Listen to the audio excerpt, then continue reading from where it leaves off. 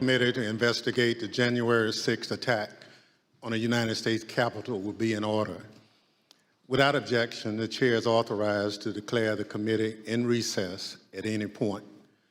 Pursuant to House Deposition Authority Regulation 10, the chair announces the committee's approval to release the deposition material presented during this hearing. Good afternoon.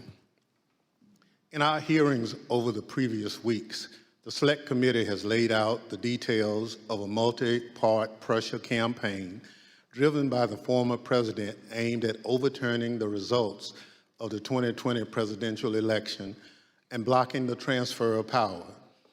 We've shown that this effort was based on a lie that the election was stolen, tainted by widespread fraud, Donald Trump's big lie. In the weeks ahead, the committee will hold additional hearings about how Donald Trump summoned a mob of his supporters to Washington, spurred them to march on the Capitol, and failed to take meaningful action to quell the violence as it was unfolding on January 6th. However, in recent days, the Select Committee has obtained new information dealing with what was going on in the White House on January 6th and in the days prior. Specific detailed information about what the former president and his top aides were doing and saying in those critical hours. First-hand details of what transpired in the office of the White House Chief of Staff, just steps from the Oval Office as the threats of violence became clear, and indeed, violence ultimately descended on the Capitol in the attack on American democracy. It's important that the American people hear that information immediately. That's why, in consultation with the Vice Chair, I've recalled the committee for today's hearing. As you've seen and heard in our earlier hearings, the Select Committee has developed a massive body of evidence thanks to the many hundreds of witnesses who have voluntarily provided information relevant to our investigation. It hasn't always been easy to get that information because the same people who drove the former president's pressure campaign to overturn the election are now trying to cover up the truth about January 6th. But thanks to the courage of certain individuals, the truth won't be buried. The American people won't be left in the dark. Our witness today, Ms. Cassidy Hutchinson, has embodied that courage. I won't get into a lot of detail about Ms. Hutchinson's testimony will show. I'll allow her words to speak for themselves, and I hope everyone at home will listen very closely. First, I'll recognize our distinguished Vice Chair, Ms. Cheney of Wyoming, for any opening statements she'd care to offer. Thank you very much, Mr. Chairman. In our first 5 hearings, the committee has heard from a significant number of Republicans, including former Trump administration Justice Department officials, Trump campaign officials, several members of President Trump's White House staff, a prominent conservative judge, and several others. Today's witness, Ms. Cassidy Hutchinson, is another Republican and another former member of President Trump's White House staff. Certain of us in the House of Representatives recall that Ms. Hutchinson once worked for House Republican Whip Steve Scalise, but she is also a familiar face on Capitol Hill because she held a prominent role in the White House Legislative Affairs Office and later was the principal aide to President Trump's Chief of Staff, Mark Meadows. Ms. Hutchinson has spent considerable time up here on Capitol Hill representing the Trump administration, and we welcome her back. Up until now, our hearings have each been organized to address specific elements of President Trump's plan to overturn the 2020 election. Today, we are departing somewhat from that model because Ms. Hutchinson's testimony touches on several important and cross-cutting topics that are relevant to each of our future hearings. In her role working for the White House Chief of Staff, Ms. Hutchinson handled a vast number of sensitive issues. She worked in the West Wing, several steps down the hall from the Oval Office. Ms. Hutchinson spoke daily with members of Congress, with high-ranking officials in the administration, with senior White House staff, including Mr. Meadows, with White House counsel, lawyers, and with Mr. Tony Ornato, who served as the White House Deputy Chief of Staff. She also worked on a daily basis with members of the Secret Service who were posted in the White House.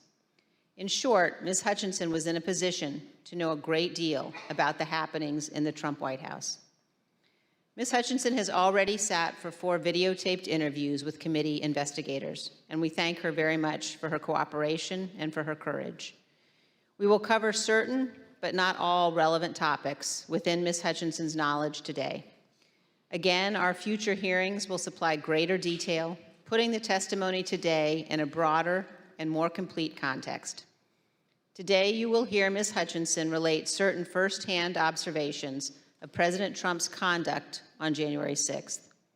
You will also hear new information regarding the actions and statements of Mr. Trump's senior advisors that day, including his Chief of Staff, Mark Meadows, and his White House counsel. And we will begin to examine evidence bearing on what President Trump and members of the White House staff knew about the prospect for violence on January 6th, even before that violence began. To best communicate the information the committee has gathered, we will follow the practice of our recent hearings, playing videotape testimony from Ms. Hutchinson and others, and also posing questions to Ms. Hutchinson live. Mr. Chairman, I yield back. Thank you very much. Our witness today is Ms. Cassidy Hutchinson, who served in the Trump administration in the White House Office of Legislative Affairs from 2019 to 2020, and as a special assistant to the President in the White House Chief of Staff's office from March 2020 through January 2021. I will now swear in our witness. The witness will please stand and raise her right hand. Do you swear or affirm under penalty of perjury that the testimony you're about to give is the truth, the whole truth, and nothing but the truth, so help you God? Thank you. You may be seated. Let the record reflect the witness answered in the affirmative. I now recognize myself for questions. Ms. Hutchinson, I'd like to start with a few questions about your background. These are some photographs we've obtained highlighting your career. These show you with members of Congress, including Steve Scalise, as well as the White House with leader Kevin McCarthy and Jim Jordan. Others show you with the President and members of Congress aboard Air Force One. Before you worked in the White House, you worked on Capitol Hill for Representative Steve Scalise, the Republican whip, and Senator Ted Cruz. And then in 2019, you moved to the White House and served there until the end of the Trump administration in 2020. When you started at the White House, you served in the Office of Legislative Affairs. We understand that you were initially hired as a staff assistant, but were soon promoted to a position of greater responsibility. Can you explain your role for the committee?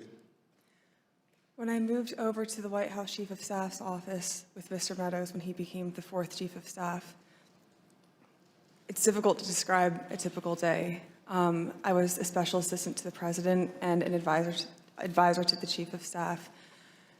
The days depended on what the President was doing that day, and that's kind of how my portfolio was reflected. I had a lot of outreach with members of Congress, senior cabinet officials. I would work on policy issues with relevant internal components and members on the Hill, as well as security protocol at the White House complex for Mr. Meadows and the President. And then you received another promotion in March 2020. At that time, you became the principal aide to the new White House Chief of Staff, Mark Meadows. Is that right? That's correct, sir. What did a typical day look like for you in your work with Mr. Meadows? It varied with what was going on. We spent a lot of time on the Hill. I spent time on the Hill independently, too, as I was his liaison for Capitol Hill. We did a lot of presidential travel engagements, but mostly I was there to serve what the chief of staff needed, and a lot of times what the chief of staff needed was a reflection of what the president's schedule is detailed to do that day. So is it fair to say that you spoke regularly in your position, both with members of Congress and with senior members of the Trump administration? That's correct. That's a fair assessment, sir. And would you say that in your work with Mr. Meadows, you are typically in contact with him and others in the White House throughout the day? That's correct, sir. Mr. Meadows and I were in contact almost pretty much throughout every day, consistently. Although so much of grave importance happens in the West Wing of the White House, it's quite a small building. Above me on the screen, you can see a map of the first floor of the West Wing of the White House. On the right, you can see the President's Oval Office. On the left, the Chief of Staff's office suite. Within the Chief of Staff's office suite is the heart of the West Wing, was your desk, which was between the Vice President's office, Ms. Kirshner's office, and the Oval Office. Ms. Hutchinson, is this an accurate depiction of where you were located? It's accurate. It's a lot smaller than it looks. Absolutely. Ms. Hutchinson, this is a photo that shows the short distance between your office and the President's Oval Office. And it only takes 5 to 10 seconds or so to walk down the hall from your office to the Oval Office. Is that right? That's correct. Thank you. Pursuant to the Section 5C8 of House Resolution 503, the chair recognizes the gentlewoman from Wyoming, Ms. Cheney, for questions. Thank you very much, Mr. Chairman. Mr. Chairman, we will begin today with an exchange that first provided Ms. Hutchinson a tangible sense of the ongoing planning for the events of January 6th. On January 2nd, 4 days before the attack on our Capitol, President Trump's lead lawyer, Mr. Giuliani, was meeting with White House Chief of Staff Mark Meadows and others. Ms. Hutchinson, do you remember Mr. Giuliani meeting with Mr. Meadows on January 2nd, 2021?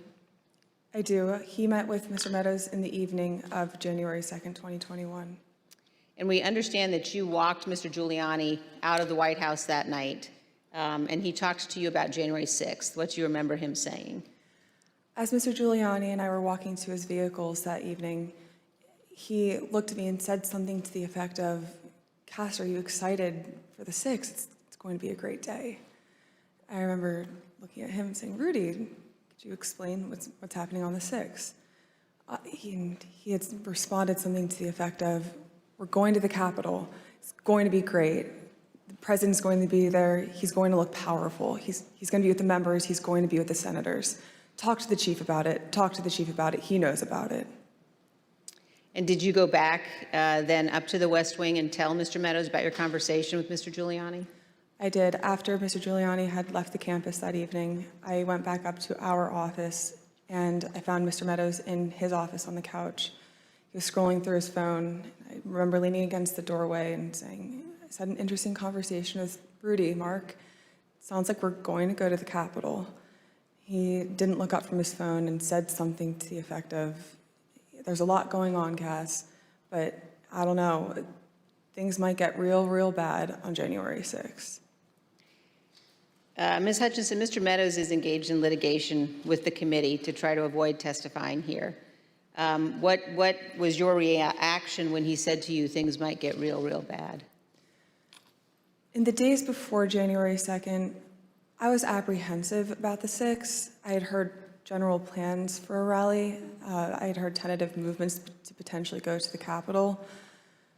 But when hearing Rudy's take on January 6th and then Mark's response, that evening was the first moment that I remember feeling scared and nervous for what could happen on January 6th. And I had a deeper concern for what was happening with the planning aspects of it. Thank you, Ms. Hutchinson. Today, we're going to be focusing primarily on the events of January 5th and 6th at the White House.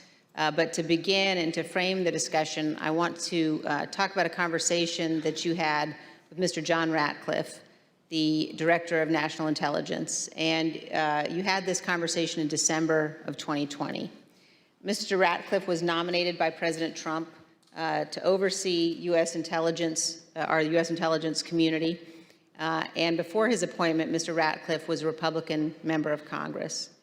As you will see on this clip, Director Ratcliffe's comments in December of 2020 were prescient.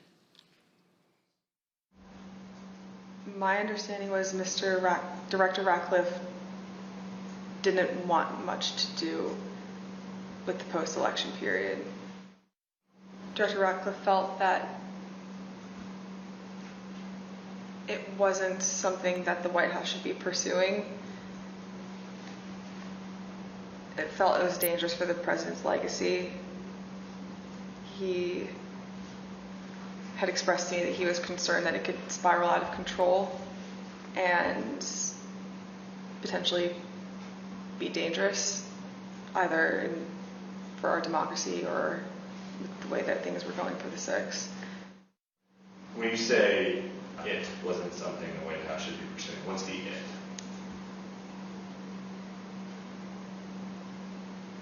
Trying to fight the results of the election, finding missing ballots, pressuring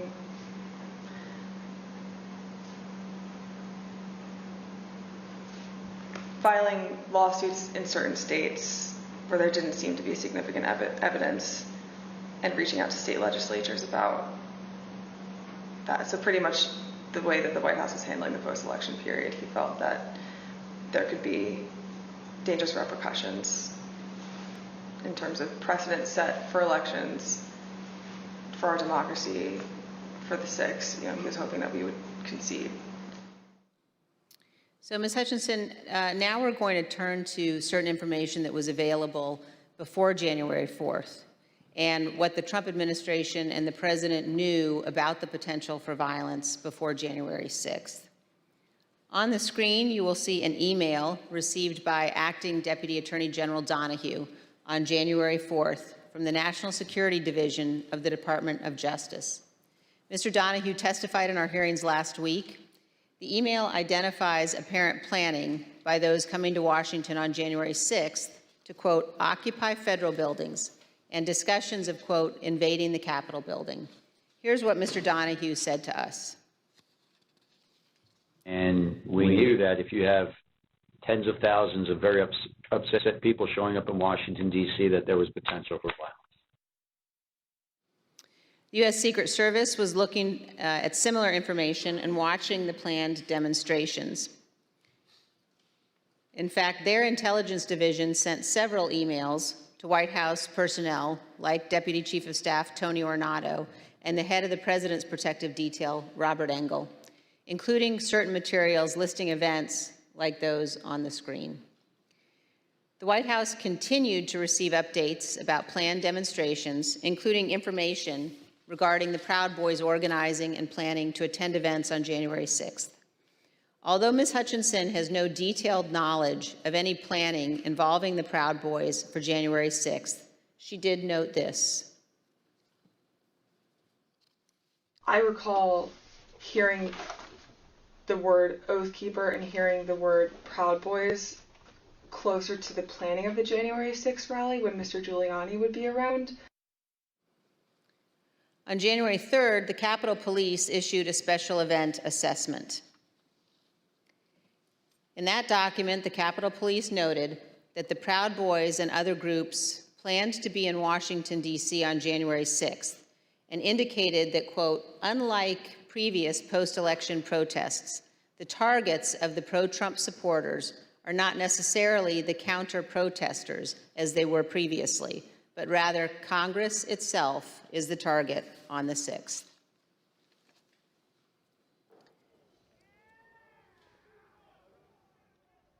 Of course, we all know now that the Proud Boys showed up on January 6th, marched from the Washington Monument to the Capitol that day, and led the riotous mob to invade and occupy our Capitol. Ms. Hutchinson, I want to play you a clip of one of our meetings when you described a call on January 4th that you received from National Security Advisor Robert O'Brien on the same topic, potential violence on January 6th. I received a call from Robert O'Brien, the National Security Advisor. He had asked if he could speak with Mr. Meadows about potential words of violence that he was hearing that were potentially going to happen on the Hill on January 6th. I had asked if he had connected with Tony Ornato because Tony Ornato had a conversation with him, with Mark, about that topic. Robert had said, I'll talk to Tony, and then I don't know if Robert ever connected with Mark about the issue. Ms. Hutchinson, can you describe for us Mr. Ornato's responsibilities as Deputy Chief of Staff? The Deputy Chief of Staff position at the White House for operations is arguably one of the most important positions that somebody can hold.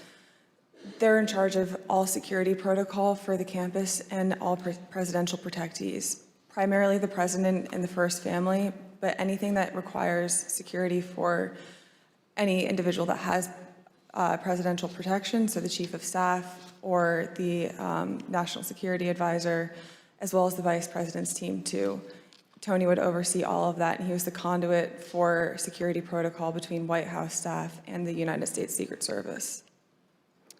Thank you. And you also described a brief meeting between Mr. Ornato and Mr. Meadows on the potential for violence.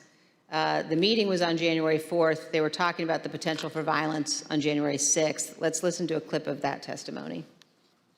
I remember Mr. Ornato had talked to him about intelligence reports.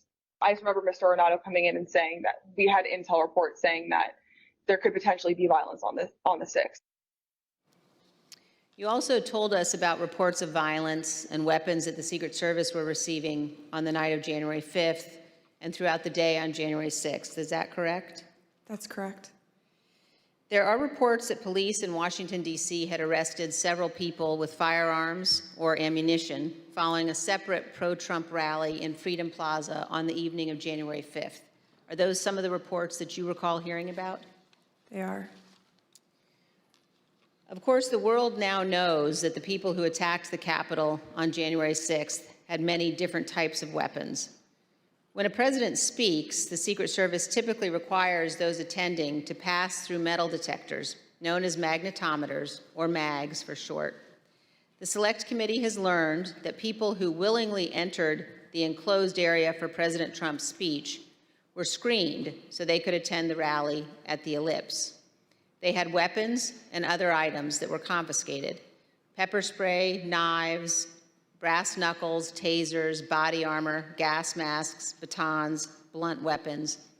And those were just from the people who chose to go through the security for the president's event on the ellipse, not the several thousand members of the crowd who refused to go through the MAGs and watched from the lawn near the Washington Monument.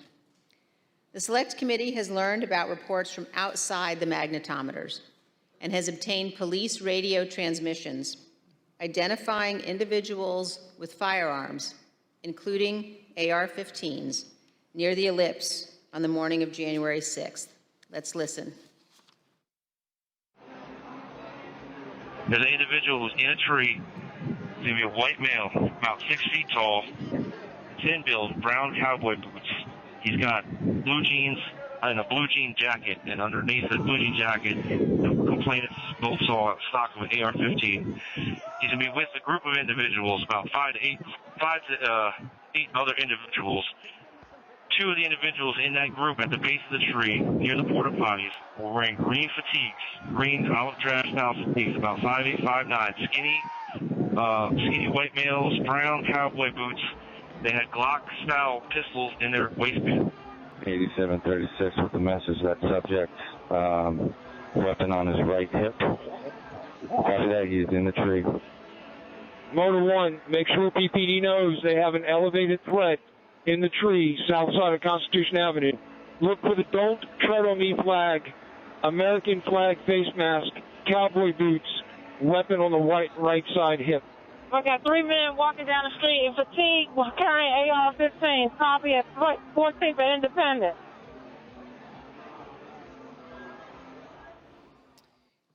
AR-15s at 14th and Independence.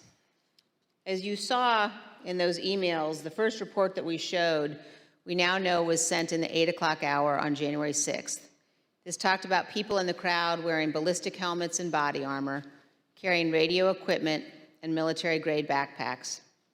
The second report we showed you on the screen was sent by the Secret Service in the 11 a.m. hour, and it addressed reports of a man with a rifle near the ellipse. Ms. Hutchinson, in prior testimony, you described for us a meeting in the White House around 10 a.m. in the morning of January 6th, involving Chief of Staff Meadows and Tony Ornato. Were you in that meeting? I was. Let's listen to your testimony about that meeting, and then we'll have some questions. I think the last time we talked, you mentioned that some of the weapons that people had at the rally included flagpoles, oversized sticks or flagpoles, bear spray. Is there anything else that you recall hearing about that the people who would gather on the ellipse had? I recall Tony and I having a conversation with Mark probably around 10 a.m., 10:15 a.m., where I remember Tony mentioning knives, guns in the form of pistols and rifles, bear spray, body armor, spears, and flagpoles. Spears were one item, flagpoles were one item, but then Tony had relayed to me something to the effect of, and these effing people are fastening spears onto the ends of flagpoles. Ms. Hutchinson, here's a clip of your testimony regarding Mr. Meadows' response to learning that the rally attendees were armed that day. What was Mark's reaction, Mr. Meadows' reaction to this list of weapons that people had in the crowd? When Tony and I went in to talk to Mark that morning, Mark was sitting on his couch and on his phone, which was something typical. And I remember Tony just got right into it. I was like, sorry, I just want to let you know, and had informed him, like, this is how many people we have outside the mags right now. These are the weapons that we're known to have. It's possible he listed more weapons off that I just don't recall. And gave him a brief but and concise explanation, but also fairly thorough. And I remember distinctly Mark not looking up from his phone. And I remember Tony finishing his explanation and it taking a few seconds for Mark to say something, to the point where I almost said, Mark, did you hear him? And then Mark chimed in and was like, all right, anything else? Still looking down at his phone. And Tony looked at me and I looked at Tony, and Tony said, no, sir, do you have any questions? He's like, what are you hearing? And I looked at Tony and I was like, sir, he just told you about what was happening down at the rallies. And he was like, yeah, I know. And then he looked up and said, have you talked to the president? And Tony said, yes, sir, he's aware too. And he said, all right, good. He asked Tony if Tony had informed the president. Yes. And Tony said, yes, he had. So, Ms. Hutchinson, is it your understanding that Mr. Ornato told the president about weapons at the rally on the morning of January 6th? That's what Mr. Ornato relayed to me. And here's how you characterize Mr. Meadows' general response when people raised concerns about what could happen on January 6th. So at the time, in the days leading up to the 6th, there were lots of public reports about how things might go bad on the 6th, even the potential for violence. If I'm hearing you correctly, what stands out to you is that Mr. Meadows did not share those concerns, or at least did not act on those concerns? Did not act on those concerns would be accurate. But other people raised them to him? Like in this exchange, you mentioned that Mr. Ornato pulled him aside. That's correct. Ms. Hutchinson, we're going to show now an exchange of texts between you and Deputy Chief of Staff Ornato. And these text messages were exchanged while you were at the ellipse. In one text, you write, but the crowd looks good from this vantage point as long as we get the shot. He was effing furious. And the text messages also stress that President Trump kept mentioning the OTR, an off-the-record movement. We're going to come back and ask you about that in a minute. But could you tell us, first of all, who it is in the text who was furious? The he in that text that I was referring to was the president. And why was he furious, Ms. Hutchinson? He was furious because he wanted the arena that we had on the ellipse to be maxed out at capacity for all attendees. The advance team had relayed to him that the mags were free-flowing. Everybody who wanted to come in had already come in, but he still was angry about the extra space and wanted more people to come in. And did you go to the rally in the presidential motorcade? I was there, yes, in the motorcade. And were you backstage with the president and other members of his staff and family? I was. And you told us, Ms. Hutchinson, about particular comments that you heard while you were in the tent area. When we were in the offstage announce area tent behind the stage, he was very concerned about the shot, meaning the photograph that we would get, because the rally space wasn't full. One of the reasons, which I've previously stated, was because he wanted it to be full and for people to not feel excluded because they'd come far to watch him at the rally. And he felt the mags were at fault for not letting everybody in. But another leading reason, and likely the primary reason, is because he wanted it full and he was angry that we weren't letting people through the mags with weapons, what the Secret Service deems as weapons and our weapons. But when we were in the offstage announce tent, I was part of a conversation. I was in the vicinity of a conversation where I overheard the president say something to the effect of, you know, I don't effing care that they have weapons. They're not here to hurt me. Take the effing mags away. Let my people in. They can march to the Capitol from here. Let the people in. Take the effing mags away. Just to be clear, Ms. Hutchinson, is it your understanding that the president wanted to take the mags away and said that the armed individuals were not there to hurt him? That's a fair assessment. The issue wasn't with the amount of space available in the official rally area only, but instead that people did not want to have to go through the mags. Let's listen to a portion of what you told us about that. In this particular instance, it wasn't the capacity of our space, it was the mags and the people that didn't want to come through. And that's what Tony had been trying to relay to him that morning. You know, it's not the issues that we encountered on the campaign. We have enough space, sir. They don't want to come in right now. They have weapons that they don't want confiscated by the Secret Service, and they're fine on the mall. They can see you on the mall, and they want to march straight to the Capitol from the mall. The president apparently wanted all attendees inside the official rally space and repeatedly said, quote, "They're not here to hurt me." And just to be clear, so he was told again in that conversation, or was he told again in that conversation, that people couldn't come through the mags because they had weapons? Correct. And that people, and his response was to say they can march to the Capitol from the ellipse. Something to the effect of, take the effing mags away. They're not here to hurt me. Let them in. Let my people in. They can march to the Capitol after the rally's over. They can march from the ellipse. Take the effing mags away. Then they can march to the Capitol. Ms. Hutchinson, what we saw when those clips were playing were photos provided by the National Archives showing the president in the offstage tent before his speech on the ellipse. You were in some of those photos as well. And I just want to confirm that that is when you heard the president say the people with weapons weren't there to hurt him and that he wanted the Secret Service to remove the magnetometers. That's correct. In the photos that you displayed, we were standing towards the front of the tent with the TVs, really close to where he would walk out to go onto the stage. These conversations happened 2 to 3 minutes before he took the stage that morning. Let's reflect on that for a moment. President Trump was aware that a number of the individuals in the crowd had weapons and were wearing body armor. And here's what President Trump instructed the crowd to do. We're going to walk down, and I'll be there with you. We're going to walk down. We're going to walk down anyone you want, but I think right here we're going to walk down to the Capitol. And the crowd, as we know, did proceed to the Capitol. It soon became apparent to the Secret Service, including the Secret Service teams in the crowd, along with White House staff, that security at the Capitol would not be sufficient.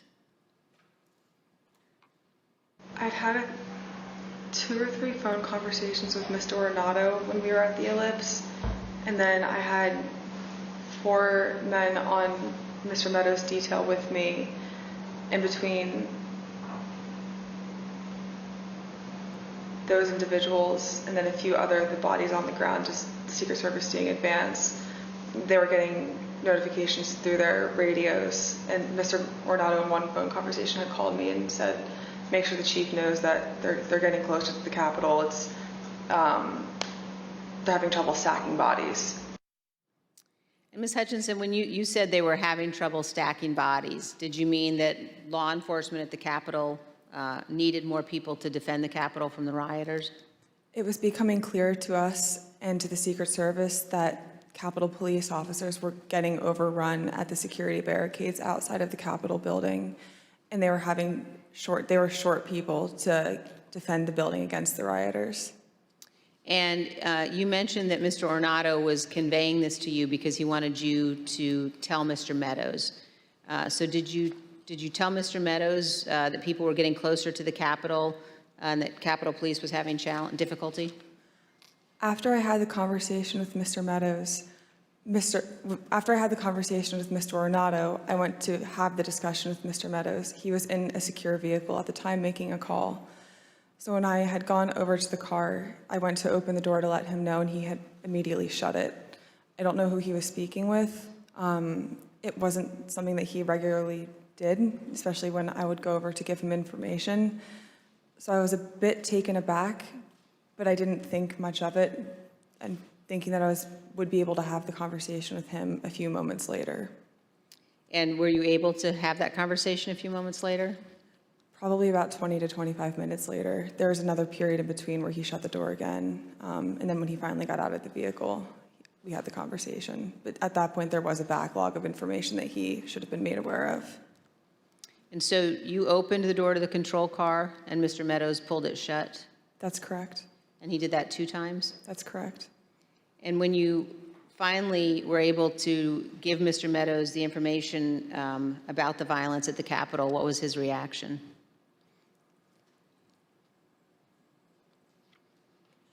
He almost had a lack of reaction. I remember him saying, all right, something to the effect of, how much longer does the president have left in his speech? Again, much of this information about the potential for violence was known or learned before the onset of the violence, early enough for President Trump to take steps to prevent it. He could, for example, have urged the crowd at the ellipse not to march to the Capitol. He could have condemned the violence immediately once it began, or he could have taken multiple other steps. But as we will see today and in later hearings, President Trump had something else in mind.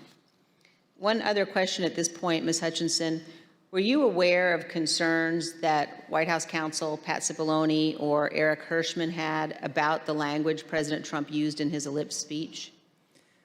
There were many discussions the morning of the 6th about the rhetoric of the speech that day.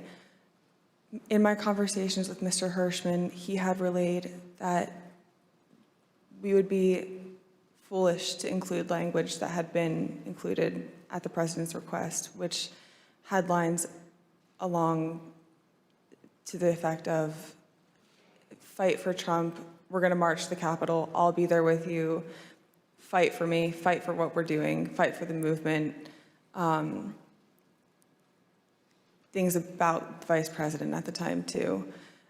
Both Mr. Hirschman and White House counsel's office were urging the speechwriters to not include that language for legal concerns and also for the optics of what it could portray the president wanting to do that day. And we just heard the president say that he would be with his supporters as they marched to the Capitol.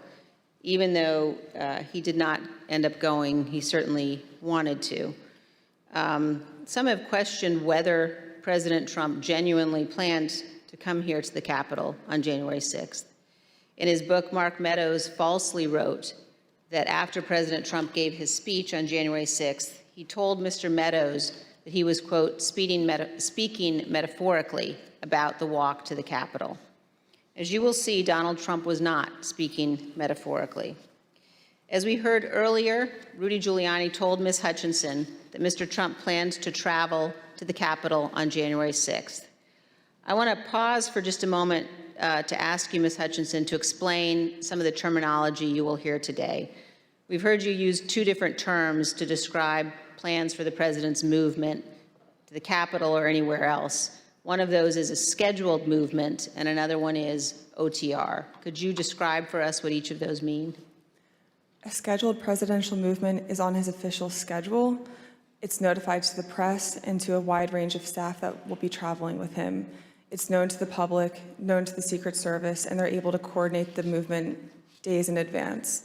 An off-the-record movement is confined to the knowledge of a very, very small group of advisors and staff. Typically, a very small group of staff would travel with him, mostly that are just included in the national security package. You can pull an off-the-record movement together in less than an hour.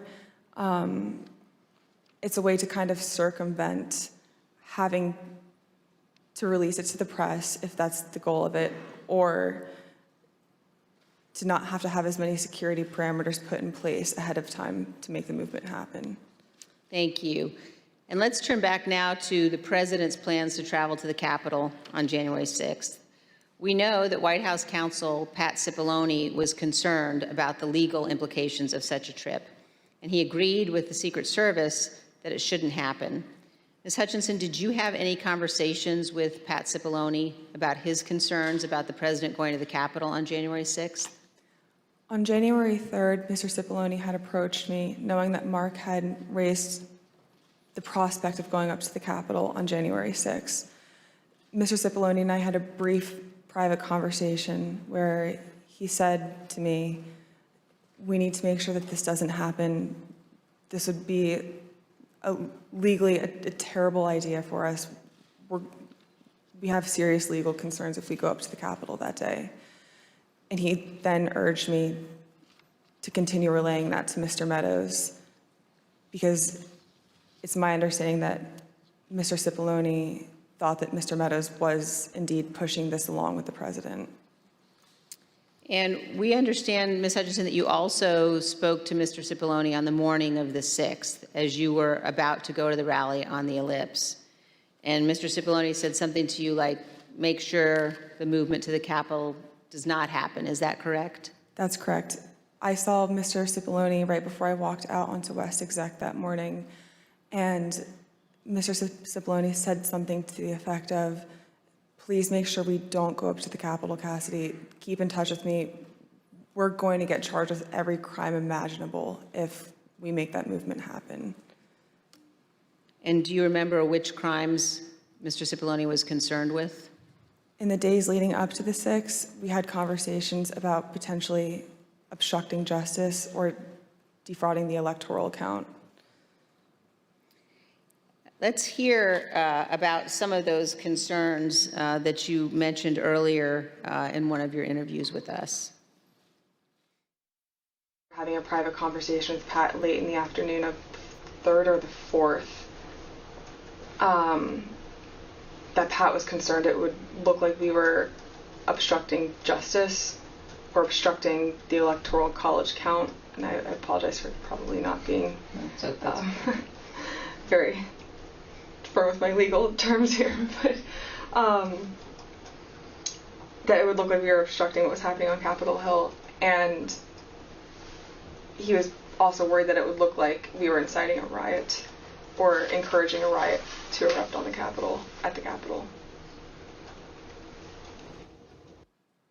In fact, in the days before January 6th and on January 6th itself, President Trump expressed to multiple White House aides that he wanted to go to the Capitol after his speech. Here's what various White House aides have told the committee about the president's desire to go to the Capitol. Did the president tell you this, that he wanted to speak at the Capitol? Correct, yes. during the meeting in the dining room, did the idea of the president proceeding or walking to the Capitol on the 6th after his speech come up? Walking to the Capitol? No. Driving to the Capitol? It came up. Okay, how did it come up and what was discussed? He brought it up. He said, I want to go down to the Capitol. What about him marching to the Capitol on the 6th? Yes. Tell us about that. So it's kind of a general thing. I mean, to get into the specifics of it, I was aware of a desire of the president to potentially march to the or accompany the rally attendees to the Capitol. When did you first hear about this idea of the president accompanying rally attendees to the Capitol on the 6th? Well, this was at the 6th. This was during the after he finished his remarks. When the president said that he would be going to the Capitol during his speech on the ellipse, the Secret Service scrambled to find a way for him to go. We know this from witnesses and the Secret Service, also from messages among staff on the President's National Security Council. The NSC staff were monitoring the situation in real time, and you can see how the situation evolved in the following chat log that the committee has obtained. As you can see, NSC staff believed that Mogul, the president, was, quote, going to the Capitol, and, quote, they are finding the best route now. From these chats, we also know the staff learned of the attack on the Capitol in real time. When President Trump left the ellipse stage at 1:10, the staff knew that rioters had invaded the inaugural stage and Capitol Police were calling for all available officers to respond. When Republican leader Kevin McCarthy heard the president say he was going to the Capitol, he called you, Ms. Hutchinson. Isn't that right? That's correct. And in this text message, you told Tony Ornato, quote, McCarthy just called me too. And do you guys think you're coming to my office? Tell us about the call that day with Leader McCarthy during the president's speech on the ellipse. I was still in the tent behind the stage, and when you're behind the stage, you can't really hear what's going on in front of you. So when Mr. McCarthy called me with this information, I answered the call and he sounded rushed, but also frustrated and angry at me, and I was confused because I didn't know what the president had just said. He then explained, the president just said he's marching to the Capitol. You told me this whole week you aren't coming up here. Why would you lie to me? I said, I'm not lying. I wasn't lying to you, sir. We're not going to the Capitol. And he said, well, he just said it on stage, Cassidy. Figure it out.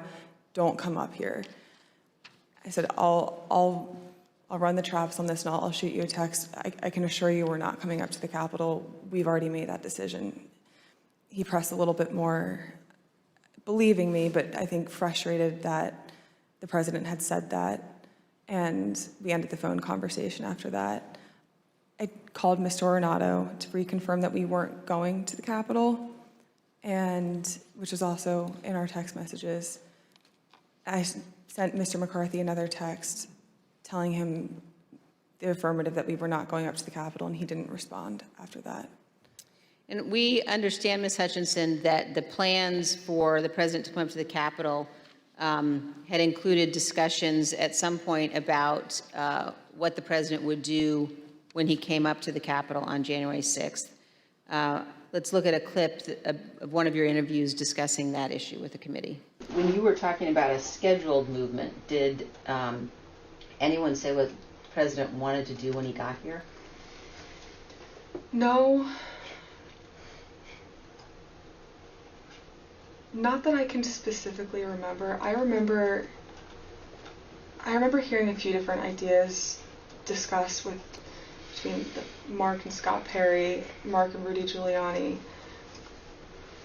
I don't know which conversations were elevated to the president. I don't know what he personally wanted to do when he went up to the Capitol that day.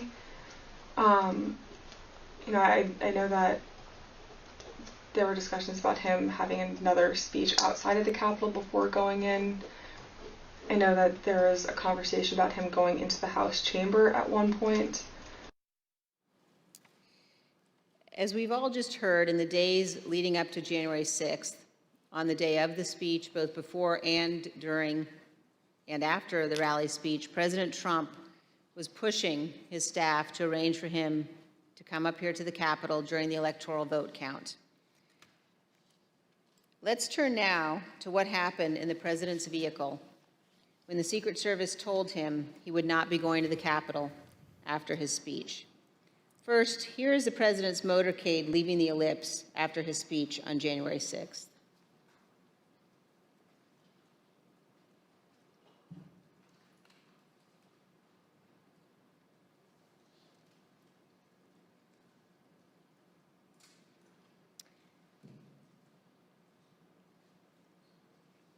Ms. Hutchinson, when you returned to the White House in the motorcade after the president's speech, where did you go? When I returned to the White House, I walked upstairs towards the Chief of Staff's office, and I noticed Mr. Ornato lingering outside of the office. Once we had made eye contact, he quickly waved me to go into his office, which was just across the hall from mine. When I went in, he shut the door, and I noticed Bobby Engel, who is the head of Mr. Trump's security detail, sitting in a chair, just looking somewhat discombobulated and a little lost. I looked at Tony, and he had said, "Did you effing hear what happened in the Beast?"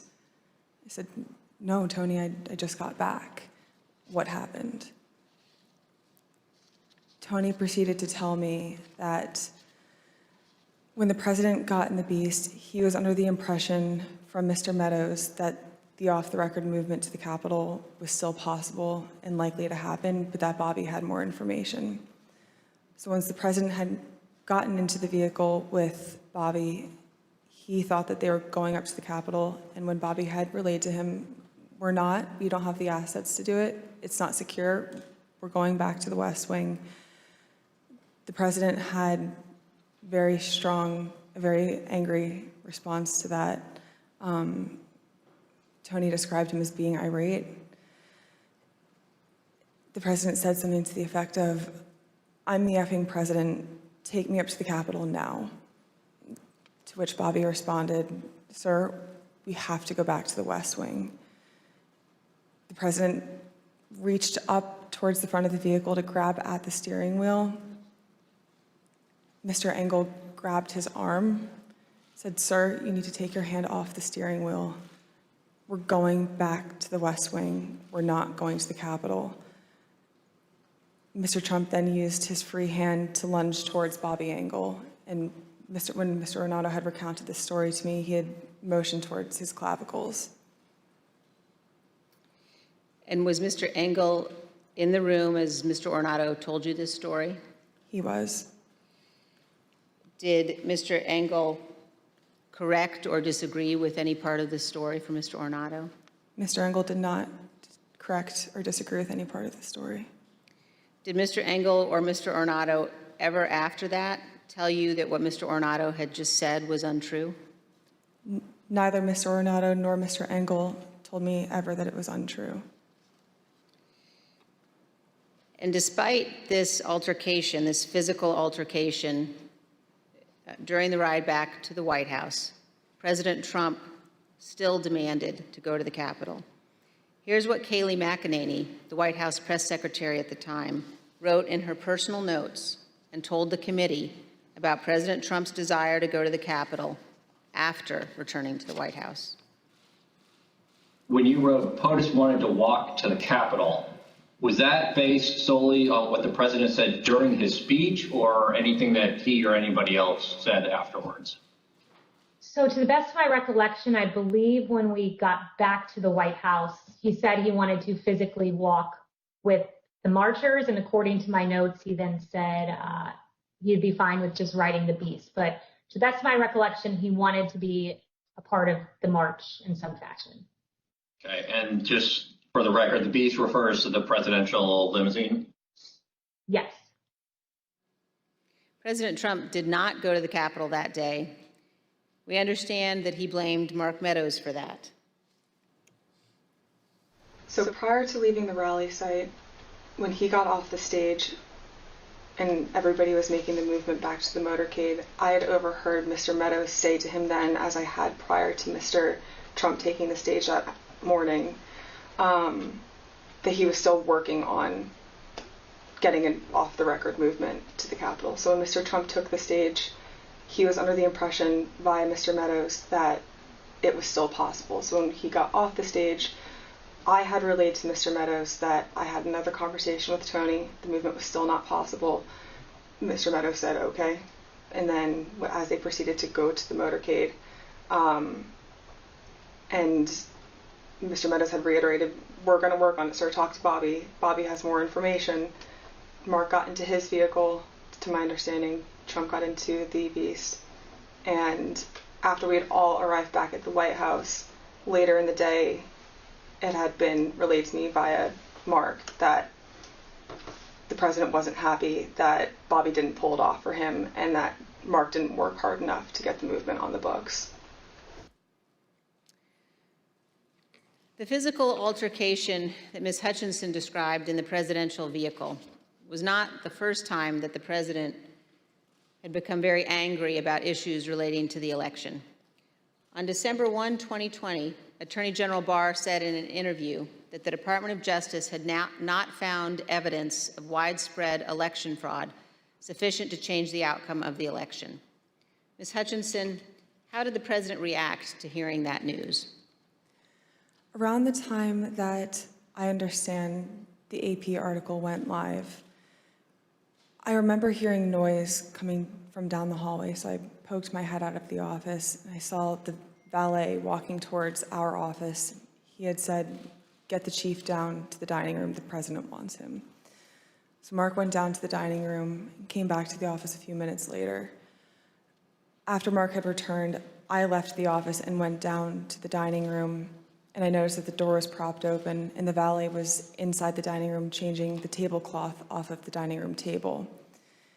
He motioned for me to come in and then pointed towards the front of the room near the fireplace mantle and the TV, where I first noticed there was ketchup dripping down the wall and there's a shattered porcelain plate on the floor. The valet had articulated that the president was extremely angry at the Attorney General's AP interview and had thrown his lunch against the wall,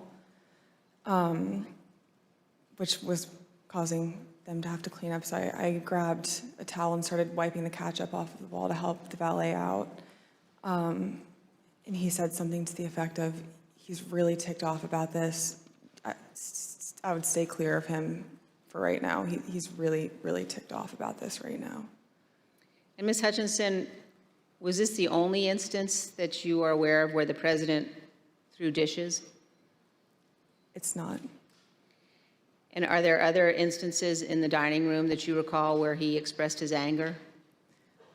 There were several times throughout my tenure with the Chief of Staff that I was aware of him either throwing dishes or flipping the tablecloth to let all the contents of the table go onto the floor and likely break or go everywhere.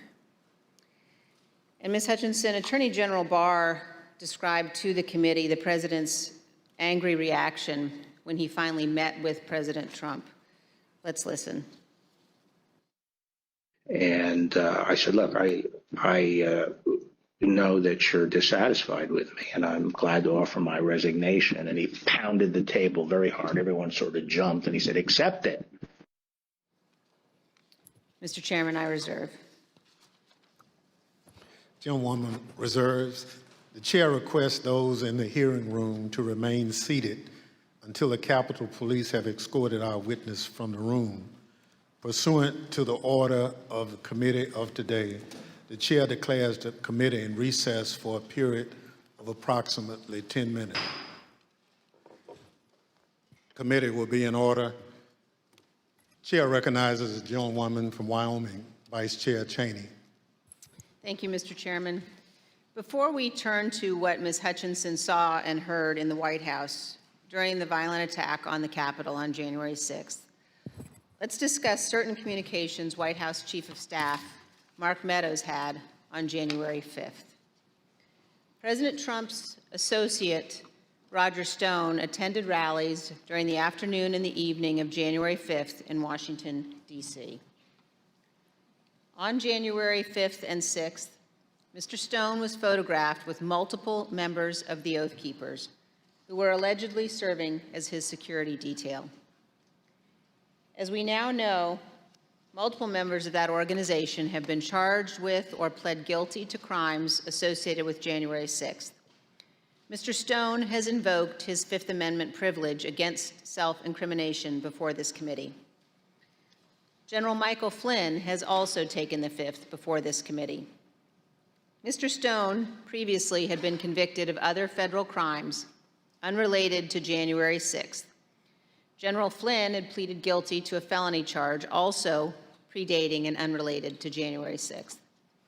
President Trump pardoned General Flynn just weeks after the presidential election.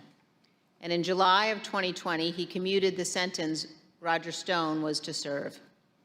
The night before January 6th, President Trump instructed his Chief of Staff, Mark Meadows, to contact both Roger Stone and Michael Flynn regarding what would play out the next day.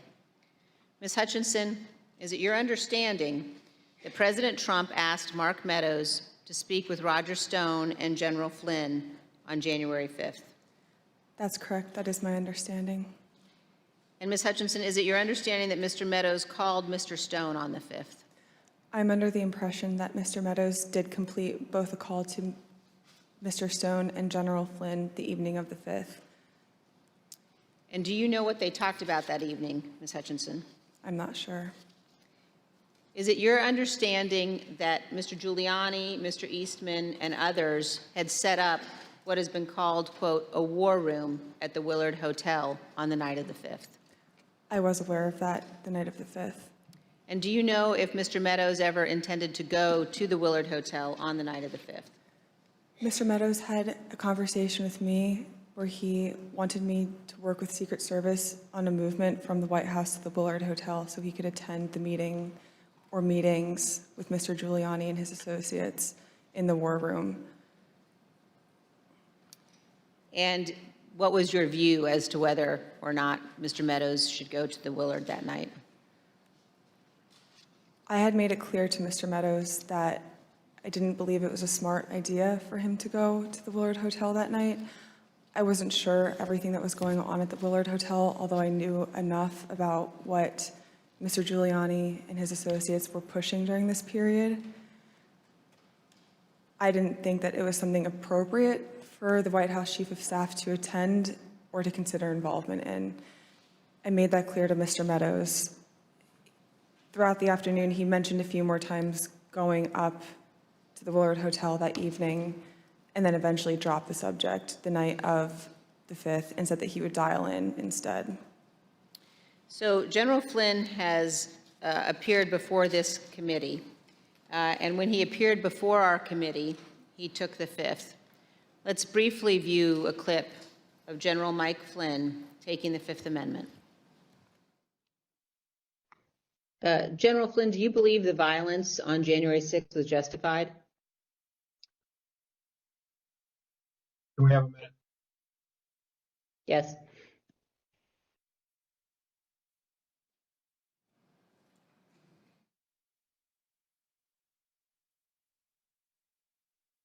All right, we're back.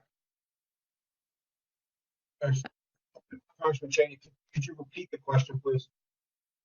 Yes. General Flynn, do you believe the violence on January 6th was justified? Can I get a clarification? Is that a moral question or are you asking me a legal question? I'm asking both.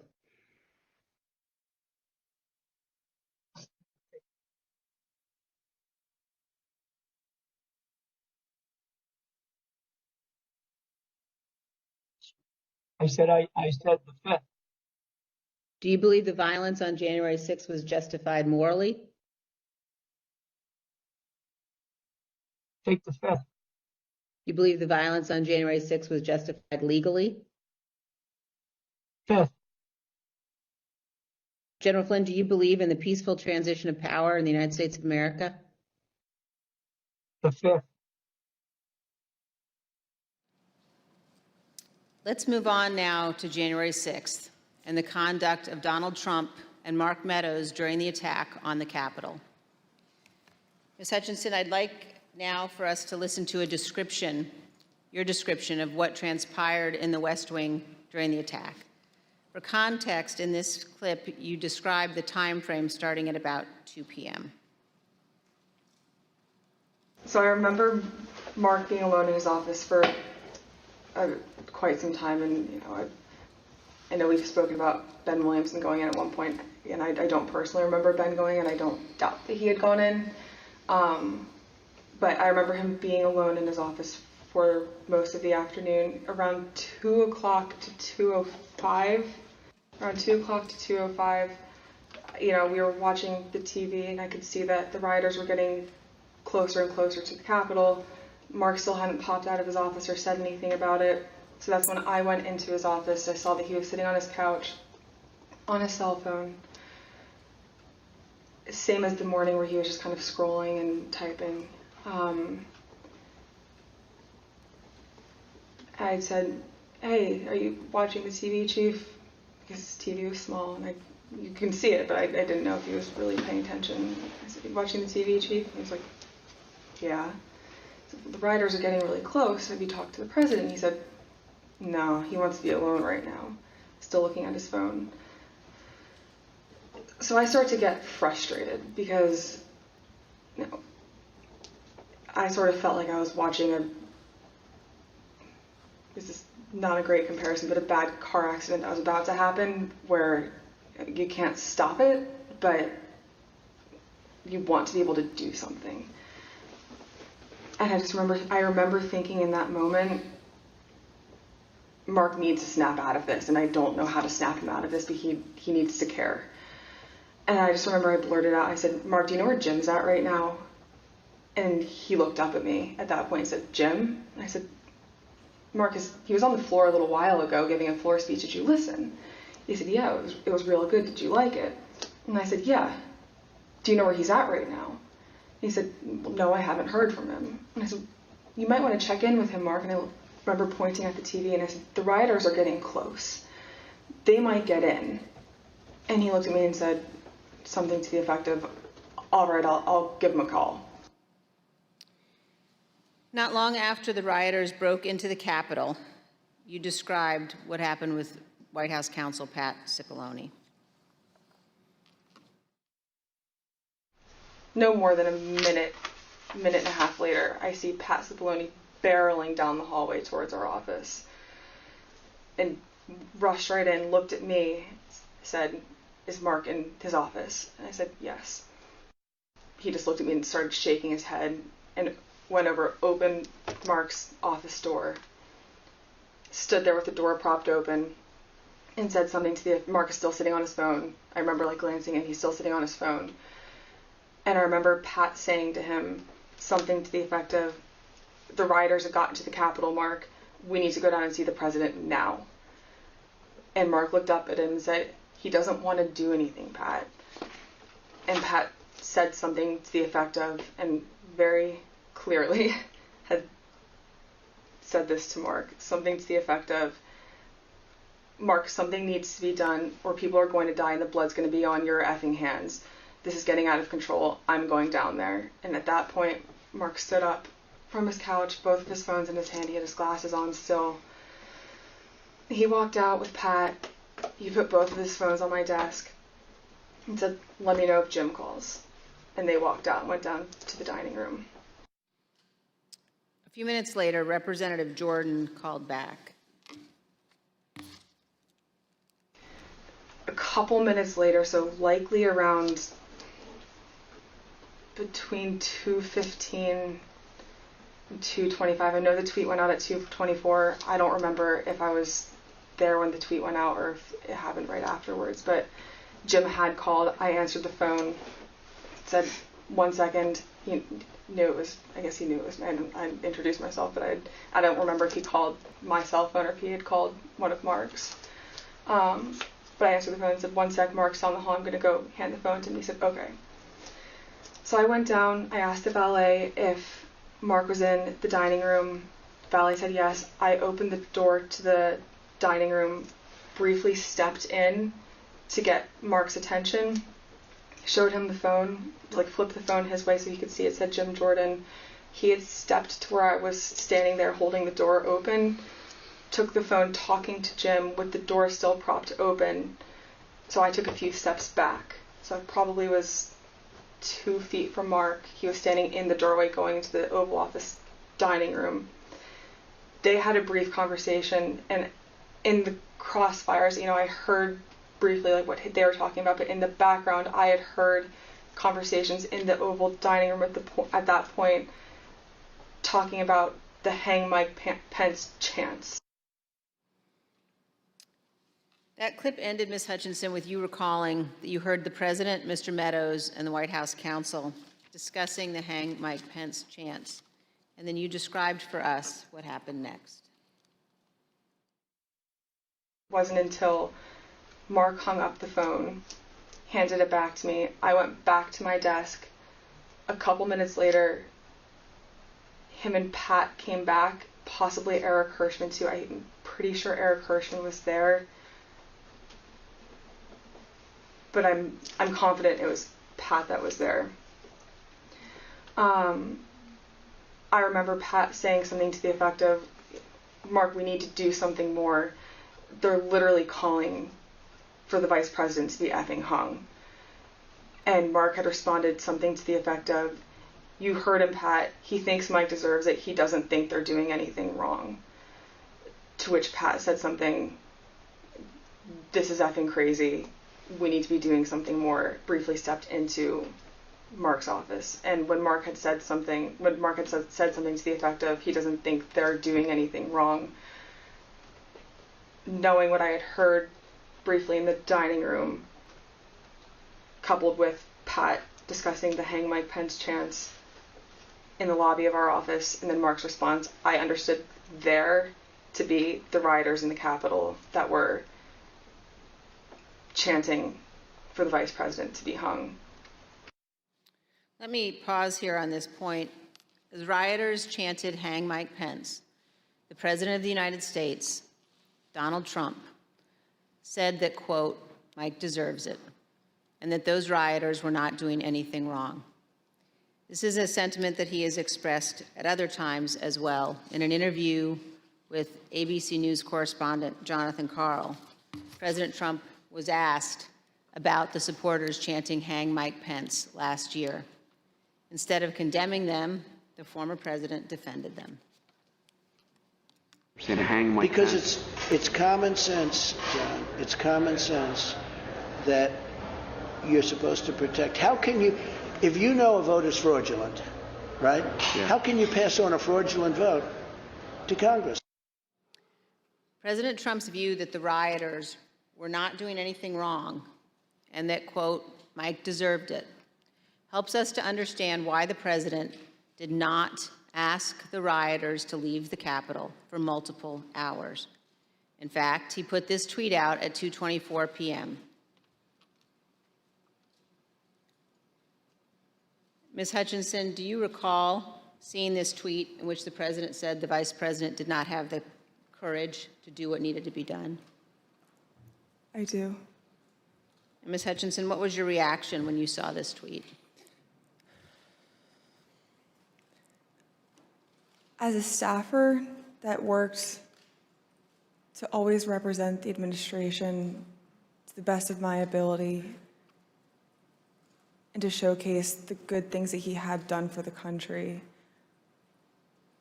I remember feeling frustrated, disappointed, and really, it felt personal. I was really sad. As an American, I was disgusted. It was unpatriotic. It was un-American. We were watching the Capitol building get defaced over a lie. And it was something that was really hard in that moment to digest, knowing what I had been hearing down the hall in the conversations that were happening, seeing that tweet come up and knowing what was happening on the Hill. And it's something that I still struggled to work through the emotions of that. Ms. Hutchinson, we have also spoken to multiple other White House staff about their reaction to Donald Trump's 224 tweet, condemning Mike Pence for not having the courage to refuse to count electoral votes, an act that would have been illegal. Matthew Pottinger, a former Marine intelligence officer who served in the White House for 4 years, including as Deputy National Security Advisor, was in the vicinity of the Oval Office at various points throughout the day. When he saw that tweet, he immediately decided to resign his position. Let's watch him describe his reaction to the president's tweet. One of my staff brought me a printout of a tweet by the president. And the tweet said something to the effect that Mike Pence, the vice president, didn't have the courage to do what should have been done. I read that tweet and made a decision at that moment to resign. That's where I knew that I was leaving that day once I read that tweet. Ultimately, members of the White House staff, Sarah Matthews, cabinet members Secretary Chao and Secretary DeVos resigned as well. Here is Secretary DeVos's resignation letter. As you can see, in resigning on January 6th, Secretary DeVos said to the president, quote, "There's no mistaking the impact your rhetoric had on the situation, and it is the inflection point for me." Let's also look at Secretary Chao's resignation statement. When Secretary Chao resigned, she spoke of the January 6th attack, and she said, quote, "As I am sure is the case with many of you, this has deeply troubled me in a way I simply cannot set aside." Ms. Hutchinson, in our prior interviews, we've asked you about what the president's advisors were urging him to do during the attack. You've described roughly 3 different camps of thought inside the White House that day. Can you tell us about those? There was a group of individuals that were strongly urging him to take immediate and swift action. I would classify the White House counsel's office, Mr. Hirschman, Ms. Ivanka Trump, in that category of really working to get him to take action and pleading with him to take action. There was a more neutral group where advisors were trying to toe the line, knowing that Mr. Trump didn't necessarily want to take immediate action and condemn the riots, but knowing something needed to be done. And then there was the last group, which was deflect and blame. Let's blame Antifa. These aren't our people. It's my understanding that Mr. Meadows was in the deflect and blame category, but he did end up taking a more neutral route, knowing that there were several advisors in the president's circle urging him to take more action, which I think was reflected in the rhetoric released later that day in the videos. You told us that the White House counsel's office was in the camp encouraging the president to tell the rioters to stop the attack and to leave the Capitol. Let's listen. White House counsel's office wanted there to be a strong statement out to condemn the rioters. I'm confident in that. Now let's look at just one example of what some senior advisors to the president were urging. Ms. Hutchinson, could you look at the exhibit that we're showing on the screen now? Have you seen this note before?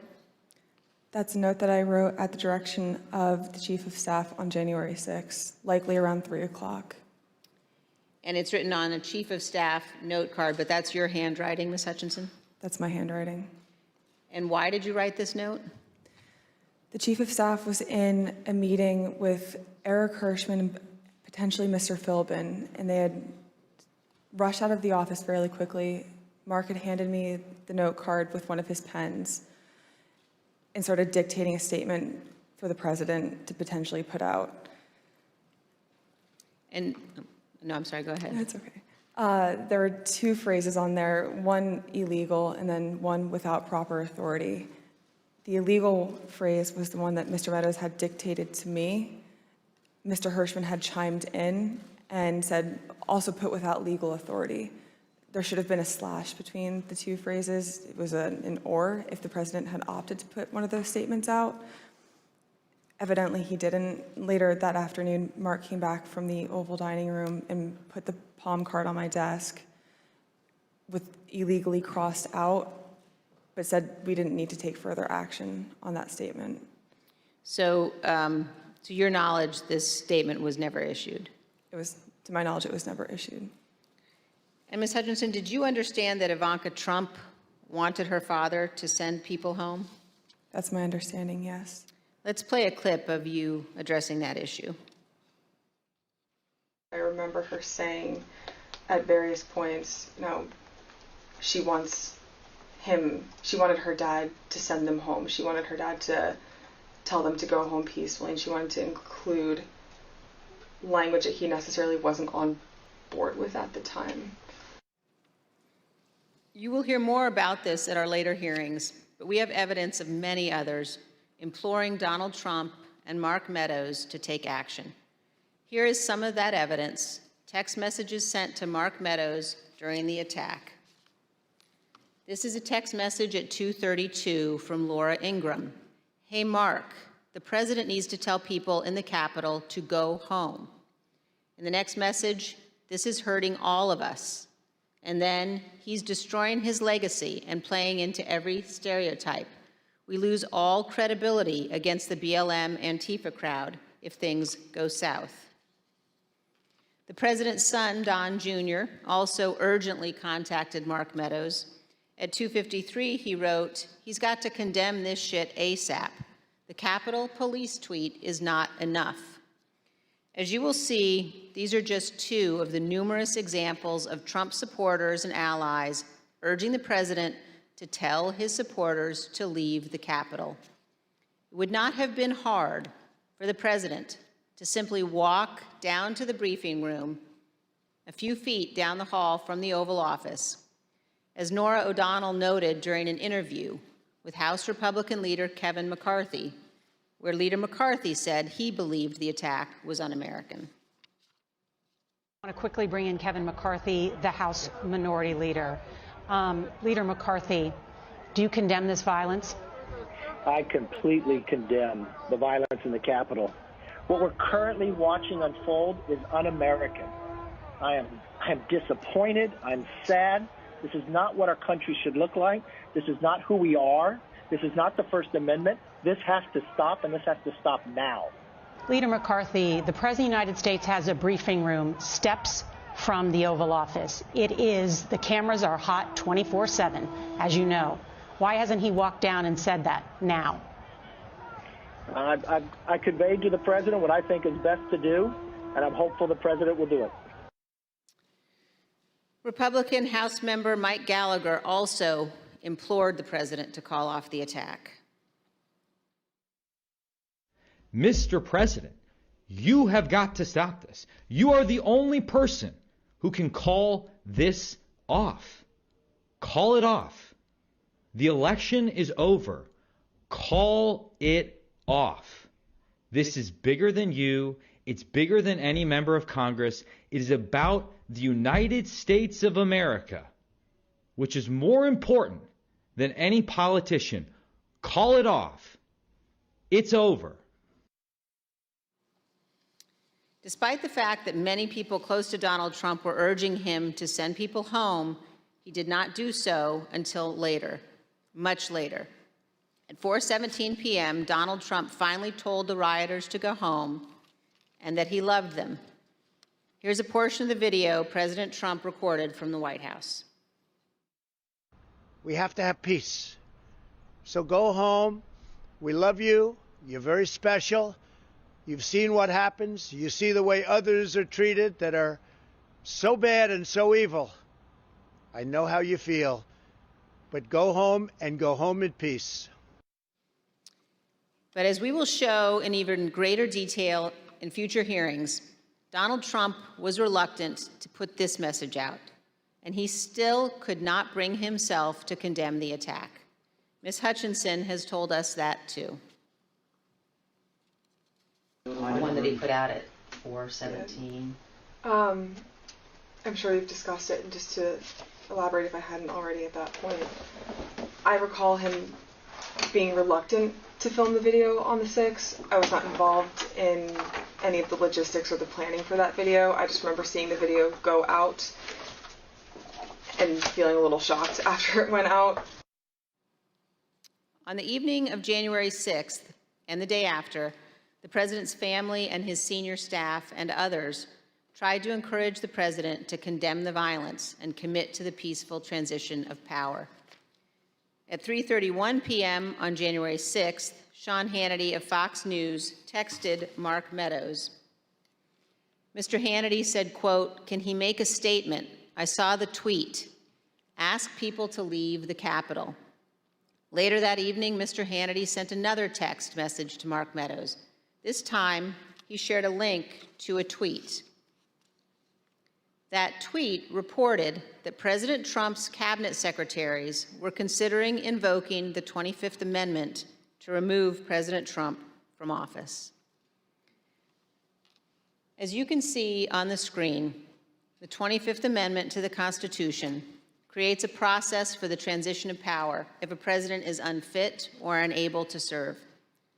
The 25th Amendment has never been used to remove a president. But the committee has learned that after the attack on the U.S. Capitol, this was being discussed by members of President Trump's cabinet as a way of stripping the full power of the presidency from Donald Trump. President Trump's supporters were worried. In addition to the tweet that he sent Mark Meadows after the attack, Sean Hannity apparently spoke with President Trump and warned him about what could happen. We understand that this text message that Sean Hannity sent to Kayleigh McEnany on January 7th shows what Mr. Hannity said to the president. First, no more stolen election talk. Second, impeachment and 25th Amendment are real.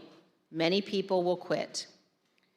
Ms. Hutchinson, you told us that you were hearing about discussions related to the 25th Amendment. Here's part of what you said. Mr. Pompeo reached out to have the conversation with Mr. Meadows in case he hadn't heard the discussions amongst cabinet secretaries. And from what I understand, it was more of a,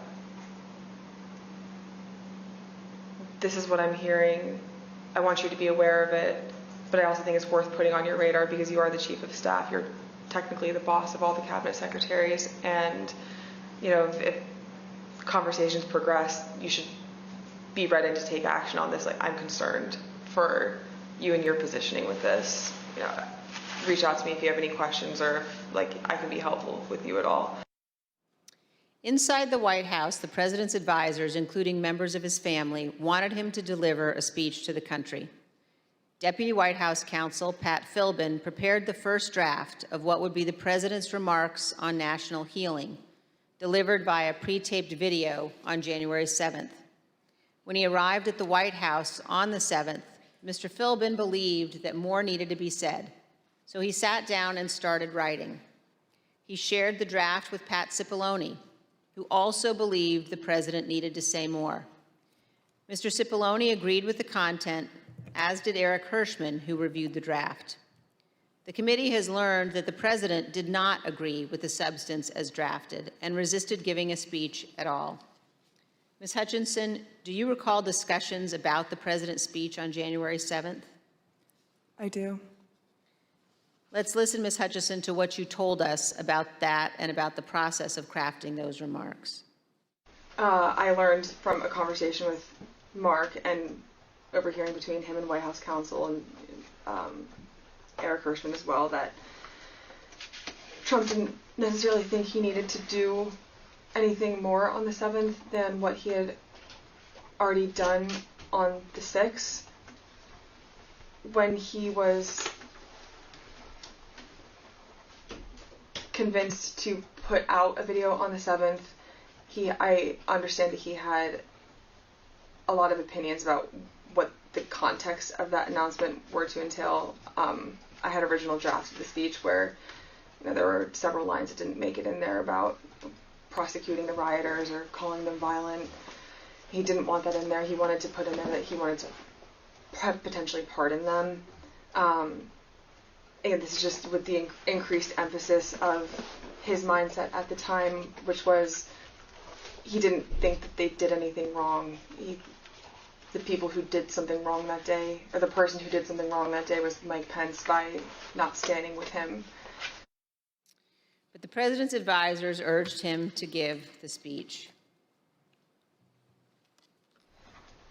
Who convinced him to do the video on the 7th? I'm not sure who convinced him or if it was a group of people that convinced him.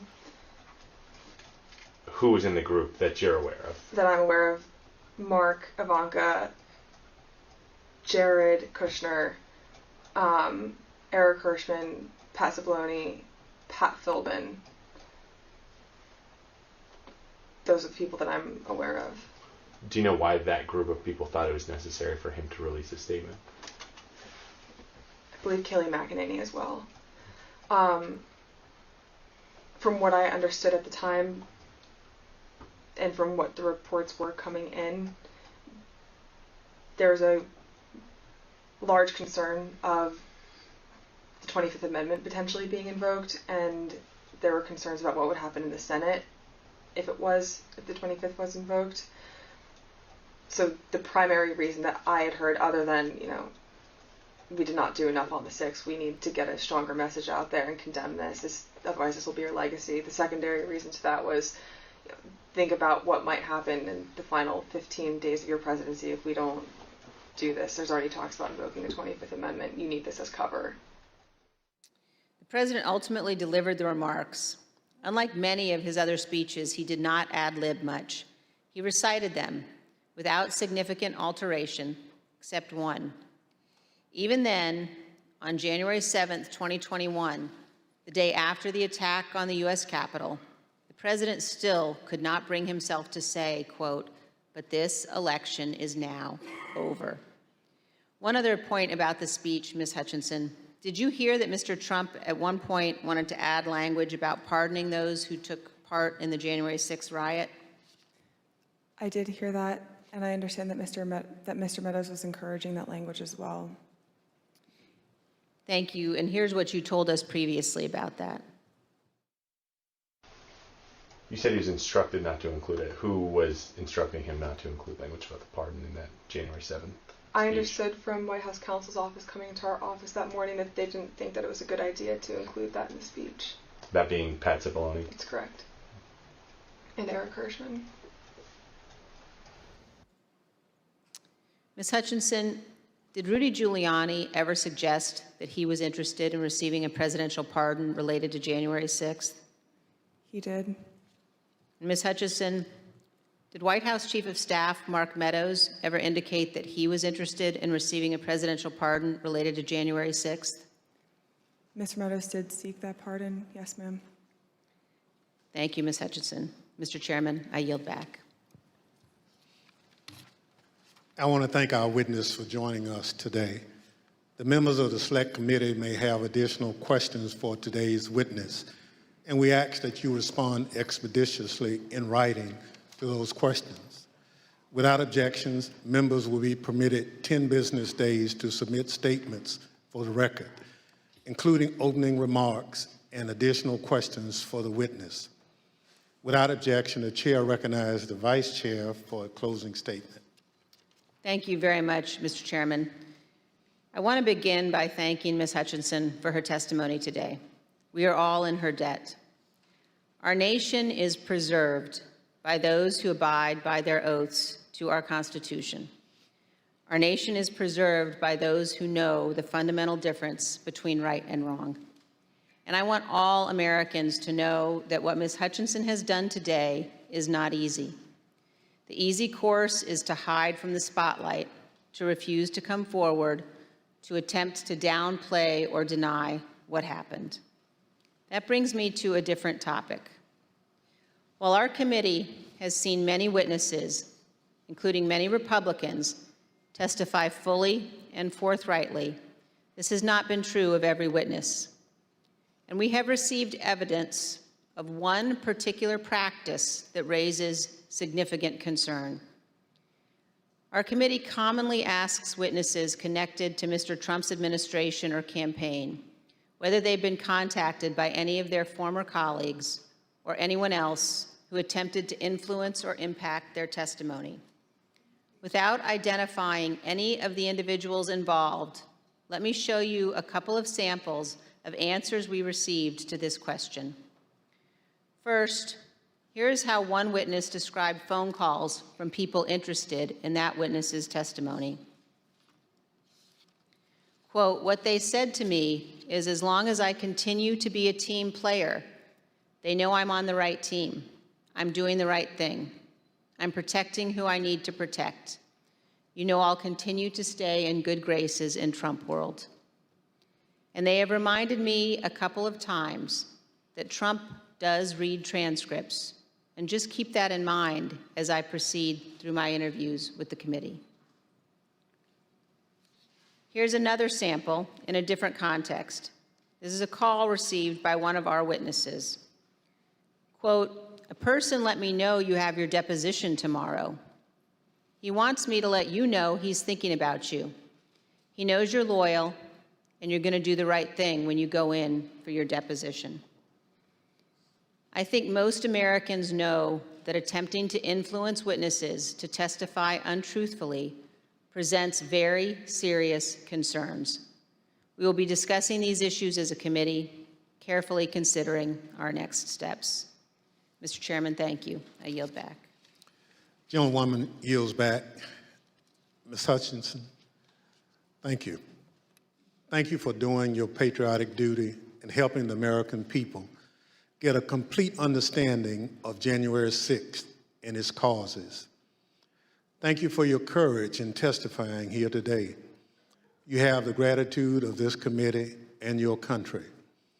I know it wasn't easy to sit here today and answer these questions, but after hearing your testimony in all its candor and detail, I want to speak directly to the handful of witnesses who have been outliers in our investigation, the small number who have defied us outright, those whose memories have failed them again and again on the most important details, and to those who fear Donald Trump and his enablers. Because of this courageous woman and others like her, your attempt to hide the truth from the American people will fail. And to that group of witnesses, if you've heard this testimony today and suddenly you remember things you couldn't previously recall, or there are some details you'd like to clarify, or you discovered some courage you had hidden away somewhere, our doors remain open. The Select Committee will reconvene in the weeks ahead as we continue to lay out our findings to the American people. The chair requests those in the hearing room to remain seated until the Capitol Police have escorted the witness and members from the room. Without objection, the committee stands adjourned.